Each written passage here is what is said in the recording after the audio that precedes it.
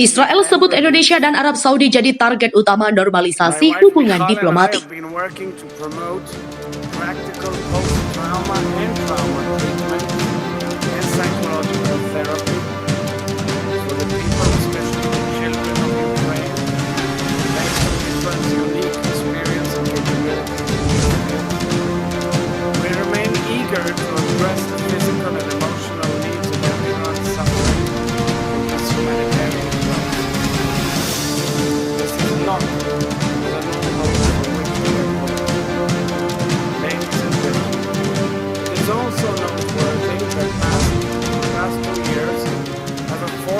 Opportunities for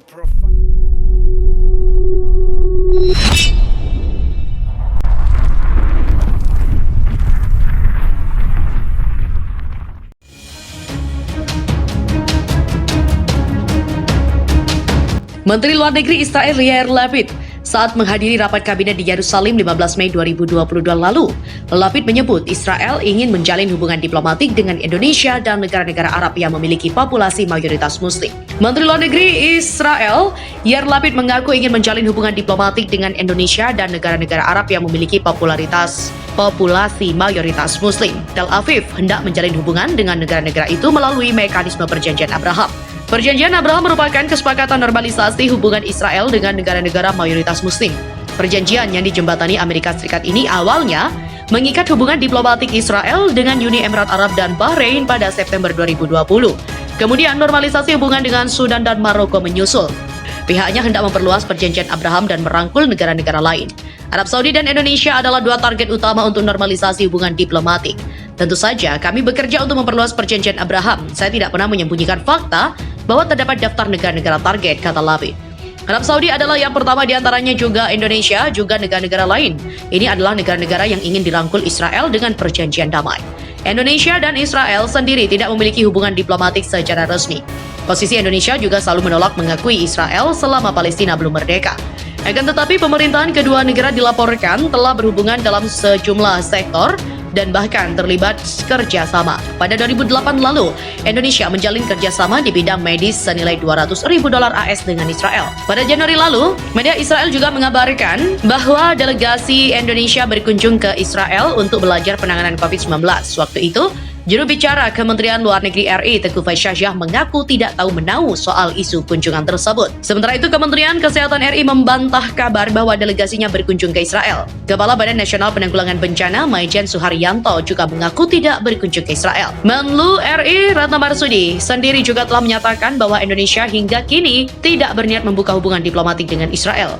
Lebih lanjut, dia juga menegaskan Indonesia tetap memberikan dukungan besar untuk kemerdekaan Palestina. Mengenai wacana normalisasi hubungan Israel-Arab Saudi, Lapid mengatakan bahwa pihaknya ingin memanfaatkan kunjungan Presiden AS Joe Biden ke Timur Tengah untuk memperkuat upaya itu. Biden rencananya akan mengunjungi Israel, tepi barat, dan Arab Saudi pada Juli mendatang. Orang-orang mengerti bahwa semua pihak melihat ke Arab Saudi belakangan ini untuk sejumlah alasan dan fakta. Bahwa Presiden Joe Biden akan terbang langsung dari sini ke Arab Saudi mungkin menandakan ada keterkaitan antara kunjungan itu dengan upaya meningkatkan hubungan diplomatik di kawasan Timur Tengah. Dibocorkan Kremlin, Vladimir Putin serius datangkan Jokowi ke Moskow. Amerika Serikat pantau kabar soal rencana kunjungan Jokowi ke Rusia. Kedutaan Besar Amerika Serikat di Indonesia pada Kamis mengatakan pihaknya memantau kabar kunjungan Presiden Jokowi ke Rusia. Saya mendapatkan kabar bahwa kita telah melihat laporan media tersebut, kata juru bicara Kedubes Amerika Serikat Michael Quinlan. Quinlan menambahkan kabar Jokowi ke Moskow masih berdasarkan pemberitaan media Rusia yang belum terkonfirmasi langsung oleh pemerintah RI. Pada Selasa 14 Juni kemarin, kantor berita Rusia TASS melaporkan informasi soal kunjungan Jokowi ke Moskow. Jokowi bakal membahas G20 dengan Presiden Rusia Vladimir Putin. Presiden Jokowi dari Indonesia akan berkunjung ke Moskow pada 30 Juni.